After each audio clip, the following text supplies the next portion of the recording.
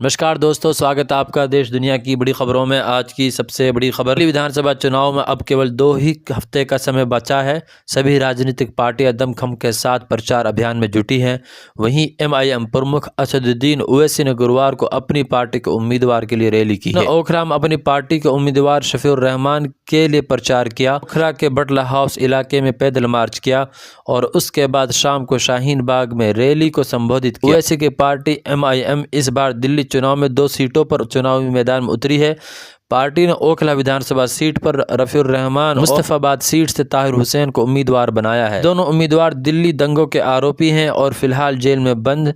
दोनों जेल से ही चुनाव लड़ रहे हैं। वहीं असदुद्दीन ओवैसी ने आम आदमी पार्टी पर हमला बोलते हुए कहा कि जब उनके सभी नेता जेल में रहने के बावजूद चुनाव लड़ सकते हैं तो शफीउर रहमान और ताहिर हुसैन क्यों नहीं। MIM चीफ असदुद्दीन ओवैसी ने रैली के दौरान कहा कि भारत के कानून के मुताबिक हमने ताहिर हुसैन और शिफा को टिकट दिया है, वे लोग जेल से चुनाव लड़ सकते हैं। उन्होंने कहा कि भारत के पार्लियामेंट में 250 ऐसे MP जीत कर आए जिनके ऊपर संगीन आरोप है, जिनमें रेप, मर्डर और तमाम तरह के आरोप हैं। चुनाव जीत सकते हैं तो हमारे लोग चुनाव क्यों नहीं लड़ सकते।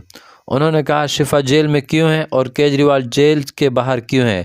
शिफा जेल में क्यों है, अमानतुल्लाह को बेल क्यों हो गई, सिसोदिया को बेल क्यों हो गई, सत्येंद्र जैन को बेल क्यों हो जाती है, शिफा और ताहिर को बेल क्यों नहीं होती। तो कौन किस से मिला हुआ है, ये आपको 5 तारीख को तय करना है।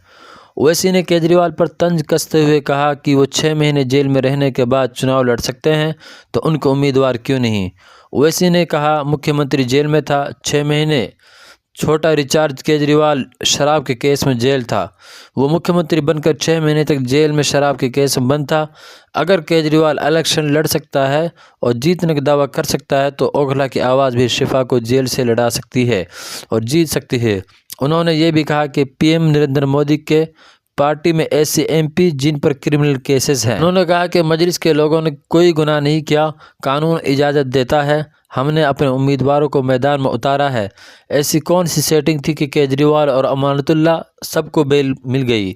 उन्होंने चैलेंज करते हुए कहा केजरीवाल तेरे मुंह पर वोटर लिस्ट फेंक कर कह रहा हूँ, यहाँ से सिपाही जीतेगा। आम आदमी पार्टी के लोग डरने का काम कर रहे हैं, यहाँ से BJP आएगी। किसी ने कहा कि केजरीवाल कह रहा है कि पानी फ्री दे दिया, ये फ्री दे दिया, वो फ्री दे दिया, क्या अपने अब्बा के अकाउंट से फ्री दे रहे हैं। वोट डालने से पहले आप यहाँ यह याद रखिएगा कि शिफा फ्री नहीं है, ताहिर फ्री नहीं है, उनको फ्री करना है। इसी दौरान उन्होंने वक्फ कानून पर भी बड़ा दावा किया। ओवैसी ने कहा कि मैं कहना चाहता हूं कि आप वक्फ का बिल बनाने जा रहे हैं, वक्फ का कानून बनेगा तो भारत में प्रोटेस्ट होगा जैसा होता आ रहा है।